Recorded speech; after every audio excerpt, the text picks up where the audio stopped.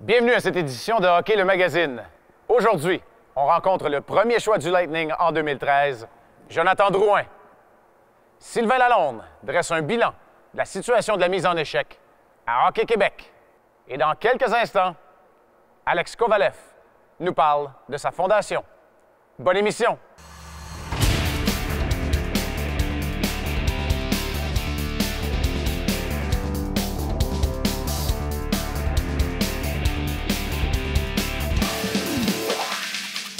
Hockey le Magazine est une présentation de Elite Hockey. Elite Hockey, repoussez les limites de votre jeu. En collaboration avec vos concessionnaires Subaru du Québec. Subaru, confiance et évolution.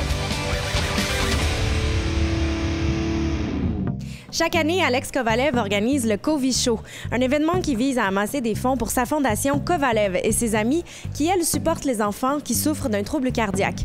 J'ai rencontré l'artiste lui-même pour discuter de sa fondation. Well, everything started as, you know, I was part of other foundation before, which is similar to this one. They based it out of New York, and they first started as an international foundation, and then one group of that international foundation kind of separates, so you start helping on the Russian side. So they go to Russia and help people, kids in Russia. But the idea was the same as help kids with the heart problems. And then, you know, something that I had a problem with as a kid, and then, you know, what it took me to overcome it and continue to play hockey. And remember doctors saying that not allowed to play hockey and all kind of things. And something that I really love, something that I really, you know, pick to do as a child, and I wanted to do it. It was hard for me to even think about that, you know, I'm not going to be able to play. So I was just trying to find different solutions. I don't know, it would be eating properly, sleeping enough, but trying to overcome. So, you know, luckily enough, I didn't have to go through surgery or anything like that, and you know, just go through this whole process and still be able to play hockey. And then, you know, because of that, I decided, you know, open a foundation and kind of show kids that having heart problems that, you know, even if you have a heart problem, it doesn't mean your life is over. So we're trying to show them that if you want it hard enough to be as a normal person, which is, you know, be able to do activities that you always think of to doing it, or you dream about, or whatever it is, that you're still capable of doing it. It's all in you, and we support in you, and then we'll help you, we'll guide you to go through this process, and you be still like any other kids out there, and be able to do any activities, and, you know, be happy about your, you know, by your life. So, and you know, we're doing. You know, as a foundation, we've been having ups and downs. We've been having a hard time to raise the money or kind of creating events, because it's, first of all, it's what happened around the world with the market and everything, and you know, it's hard to really get people attracted to, you know, what we do, and because there's so many different foundations around, so everybody wants, you can't help everyone. We have a couple events that we constantly doing. We're not doing the golf events this year. We did a couple dinner events in the city at Milos. You know, one was last year, and it was pretty successful this year also. So this hockey event, but the idea is all the same. We're trying to raise money. You know, our kids, we've been sending to camps every year. We'll be summer camp or winter camp. We're trying to help them, you know, to go through process where they can learn different things, and drawing, running, you know, kayaking, you know, swimming, anything like that. So it kind of takes them away from their problems, so they're not thinking about it.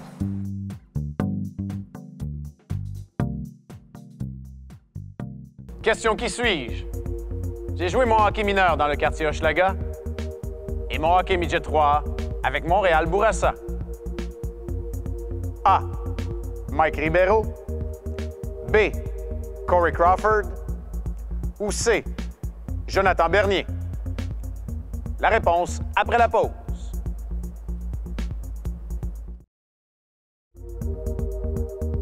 La réponse A. En 1996-97, Mike Ribeiro a amassé 89 points en 43 matchs dans la Ligue de hockey midget 3A avant d'enfiler l'uniforme des Huskies de Rouyn-Noranda. Choix de deuxième tour du Canadien en 98, Ribeiro a joué à Montréal, Dallas, Washington, Phoenix et Nashville. Il approche même du plateau des 1000 matchs disputés dans la Ligue nationale de hockey.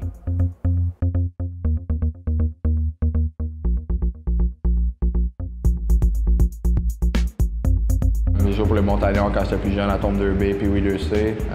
Puis après, je suis rendu puis 2A à Saint-Jérôme-Mirabel avec les Selects du Nord. Même chose, Bantam. Après, je suis allé Midget 3 avec les Lions de Lac-Saint-Louis. Puis après, je suis allé à Halifax. T'as-tu tout le temps joué à l'attaque? Non, j'ai tout le temps été attaquant depuis que j'ai commencé en novice. Y a-tu une année marquante dans ta carrière de hockey mineur, une année que tu te souviens, les tournois, etc.? Je dirais mon année Midget 3. C'est un peu plus vieux encore, mais je pense qu'on s'est rendu à la Coupe Talus, on a gagné la Ligue Midget 3. Je sais pas c'est quoi, j'ai mis quelque chose, Ferrari dans le temps. Je pense que c'était un des beaux moments. Est-ce que tu te souviens d'un tournoi en particulier, ton plus beau tournoi à vie? Le tournoi au Colisée de Québec. Ça, c'était le tournoi Pee-Wee, c'était quelque chose de spécial quand on était jeune. Je pense que tout le monde voulait se classer pour aller à ce tournoi-là. Pas mal souvent, on l'avait gagné, je pense que c'était à Tombe 2B ou Pee-Wee 2C, on avait gagné ça. La Coupe d'Or, c'est pas mal la fin de ton année, c'est tout le monde, là, ça finit là. Je pense que quand t'es jeune, c'est pas mal ça ton but. Est-ce qu'il y a des entraîneurs qui t'ont marqué? J'ai plein d'entraîneurs, pour de vrai. Je pourrais nommer Benoît Beauchamp, qui était le Montagnard. Je pense qu'il coach pour le Junior 3 à Saint-Agathe. Il m'a aidé complètement depuis le début que j'ai été à peu près 8-9 ans. Je pense que c'est pas mal le coach que j'avais souvent. Même chose avec mon coach midget, John Goins. Vraiment beaucoup aidé dans mes années midget là-bas. Il y a des obstacles des fois quand on joue au hockey. Est-ce que toi, plus jeune, tu as dû surmonter des obstacles pour te rendre où tu es aujourd'hui? Pas vraiment, non. Je peux pas me rappeler quand j'étais jeune, c'est quelque chose qui est arrivé qui était pas mal un obstacle, une petite affaire comme ça. Est-ce que tu étais justement fan du Canadien plus jeune? C'était ton équipe ou? Moi, j'adorais le Colorado quand j'étais jeune, avec Sakic, Forsberg. C'était mon équipe, je regardais ça avec mes parents. Je pense que c'était l'équipe que j'aimais ça suivre quand j'étais plus jeune. J'ai plein de mouvements, mais plein de choses que j'ai suivies, mais je pense que je dirais que ça serait la Coupe Stanley contre les New Jersey. T'avais-tu des idoles plus jeunes? Moi, c'est Peter Forsberg. C'était le gars que j'essayais d'arranger ma game alentour de ça. Je le regardais pas mal souvent, au moins 2-3 fois par semaine quand j'étais jeune. Je pense la façon qu'il voyait la partie, qu'il voyait le jeu, mais il y avait quand même une grit dans son jeu. Je pense qu'il était acharné, il travaillait, mais il y avait encore le côté du skill dans sa partie. Quel conseil tu pourrais donner à un jeune qui est en train de jouer présentement et qui rêve de faire carrière dans la Ligue nationale comme toi? Quel conseil? Peu importe ce qui arrive, que tu te fais couper quand tu es jeune, je me suis fait couper plein de fois. Ça arrive, tu peux pas laisser ça. Tu regardes Killorn dans notre équipe, tu vas te couper il y a 2 années, je pense. Tu peux pas baisser les bras, tu peux pas arrêter de travailler. Je pense que faut que tu continues à faire ton chemin, puis à un moment donné, ça va arriver.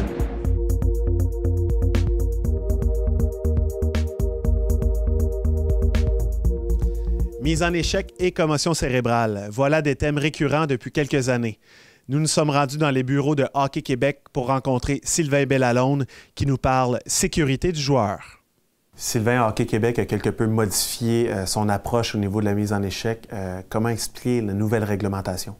En fait, je voudrais dire que dès juin 2014, il y a déjà une réflexion qui s'est amorcée lors de l'Assemblée générale annuelle de Hockey Québec, où l'ensemble des dirigeants de la province, finalement, ont mis sur la table, comme réflexion durant presque 7 à 8 mois, tout le volet mise en échec corporel au niveau Bantam 2C, Bantam 2B et Midget 2B.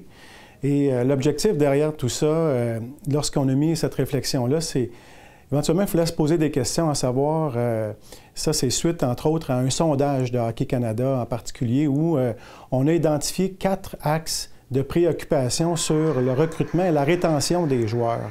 Et il y a un des volets qui est la sécurité, nous a amené à dire, bon, bien écoutez, quelles questions qu'on peut se poser par rapport à la mise en échec corporelle, aussi vis-à-vis des commotions cérébrales.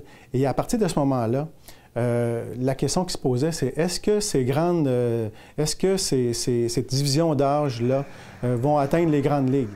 Je vous dirais, conjugué à tout ça, le fait que les commotions cérébrales, c'est devenu, je vous dirais, à travers les quelques années passées, là, moi, je fais toujours allusion à Sidney Crosby, parce que je pense qu'à partir du moment où Sidney Crosby a eu ses commotions cérébrales et que ça a pris naturellement une ampleur assez importante, ça a comme sensibilisé l'ensemble des gens à ce niveau-là, de faire en sorte que nos jeunes puissent évoluer peut-être dans un contexte peut-être plus sécuritaire.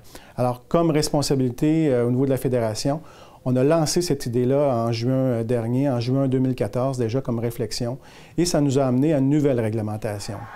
Avec ce changement de mentalité-là, est-ce qu'on peut parler du Québec comme d'un précurseur au Canada?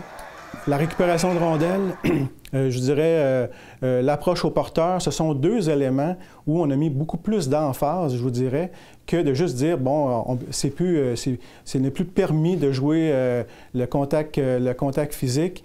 Alors, nous, on met plus d'emphase, entre autres, sur le développement des habiletés. Alors, c'est quand même des éléments très importants à mentionner.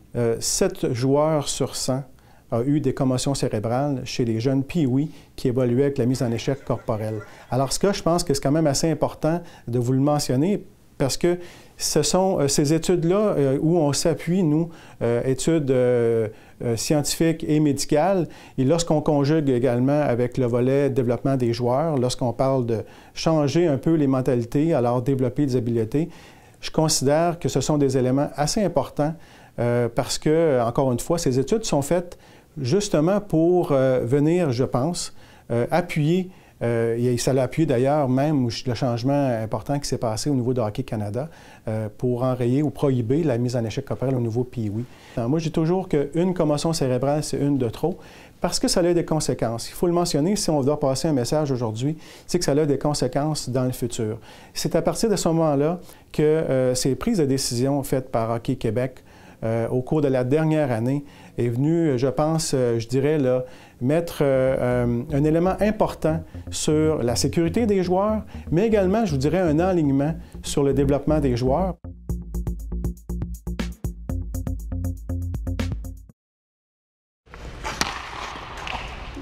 Le portrait de la semaine, une présentation de Easton Hockey. Easton Hockey, conçu pour marquer. En compagnie de William Rouleau qui joue au poste de centre pour le Typhon de Québec Bantam 3A. William, si tu me parlais un peu de tes débuts au hockey, à quel âge tu as commencé? J'ai commencé à 6 ans et j'ai patiné un petit peu avant du patin comme tout le monde à 4 ans. Puis là, tu as commencé avec des cours de patin, mais ensuite de ça, vraiment le hockey organisé à 6 ans. Pourquoi tu as choisi ce sport-là en particulier? Bien, au début, mon père m'a un peu inscrit dans le fond parce que lui, c'était son sport favori. Puis je pense qu'il incitait vraiment pour que je joue au hockey, mais après ça, je pense que moi aussi, c'est vraiment mon sport préféré. William a commencé à patiner à 3 ans. On l'avait inscrit à des cours de patinage artistique, puis c'est des cours là, de pré-patin. Puis après ça, on l'a inscrit dans le MAG. À 4 ans, il a commencé le MAG. Il a fait 3 ans dans le MAG. Dans le fond, au lieu de 2, on l'a fait commencer à 4 ans. Comment ça s'est passé? Est-ce que tu as été tout de suite très talentueux? Est-ce que ça a été difficile au début? Ah, ça a été très difficile au début. J'étais vraiment un des moins bons, MAG 1. Mais ensuite de ça, j'ai eu plus la motivation. Fait que j'ai performé et ben, je suis devenu meilleur dans le fond. Puis qu'est-ce qui a fait en sorte que tu t'es amélioré rapidement? Est-ce que très vite, tu as pu cibler des points que tu voulais améliorer dans ton jeu?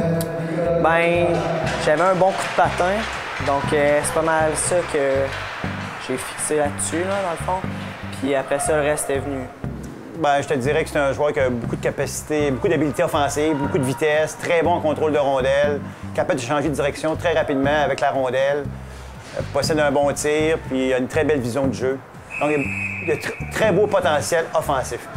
Il a joué l'année passée dans le Bantam 3A, donc les jeunes savent qu'il a quand même été bon dans sa première année Bantam. Même s'il n'a pas un gros physique, c'est un petit gars qui s'implique beaucoup dans le jeu, puis il est motivé, fait que je me dis qu'il pratique très bien. Alors, je crois bien qu'il peut devenir un leader, même si c'est pas un grand parleur. Là, il peut être un leader par son exemple sur la glace. C'est quoi tes... Plus jeune, est-ce que tu avais une idole? Est-ce qu'il y a des joueurs de la Ligue nationale que tu regardes puis que tu t'inspires? Moi, quand j'étais petit, j'avais un bâton de Sidney Crosby dessus. Fait que c'est lui que j'aimais le plus. Mais maintenant, c'est plus Jonathan Toews. Pourquoi Toews? Parce que je pense que c'est maintenant le meilleur joueur de hockey au monde. Puis c'est un bon leader. Justement, tu sais, Toews, il est bon offensivement, il est bon défensivement, il est complet, c'est un leader également, tu l'as dit. Est-ce que c'est le genre de joueur que tu aspires à devenir? C'est sûr que j'aimerais ça aspirer à devenir un joueur comme lui, mais il va falloir que je travaille fort, vraiment. Puis chez le Canadien, est-ce que tu as un joueur préféré? Piqué Souban. Pourquoi Piqué? Ouais, parce que c'est Piqué, là. Où est-ce que tu te vois dans 5 ans en tant que joueur de hockey? Ou est-ce que tu te vois faire autre chose également? C'est sûr que j'aimerais ça atteindre les grosses ligues, là. Mais sinon, peut-être comme un autre métier, peut-être avocat. Merci, William.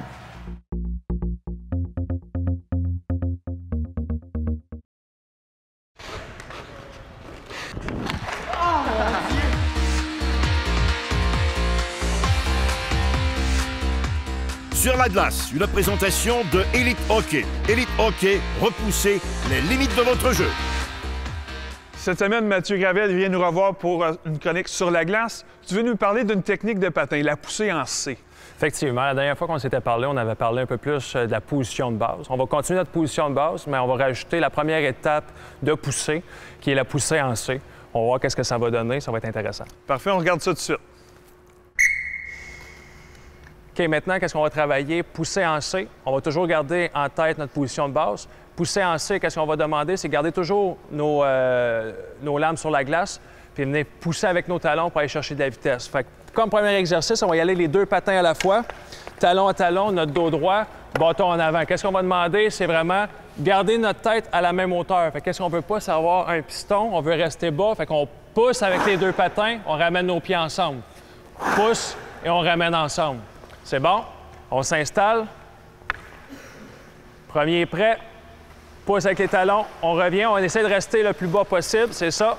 Faut pas venir. Et voilà. Parfait. Super. Deuxième. Ayez pas peur de faire craquer la glace avec vos talons. Poussez en force. Super.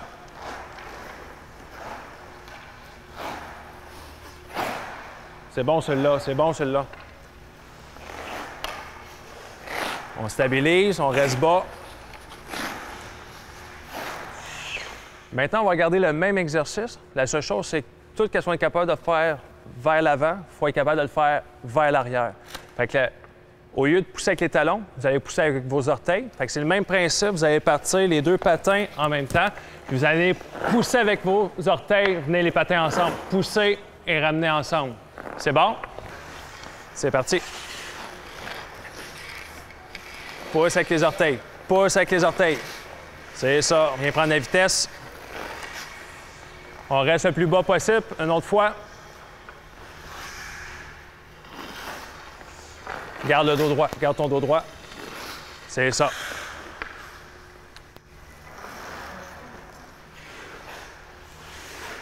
Pousse avec les orteils. Pousse avec les orteils. Fais attention à nos genoux pour pas qu'ils viennent se coller ensemble. Mathieu, maintenant qu'on a vu les démonstrations, qu'est-ce que tu veux qu'on retienne?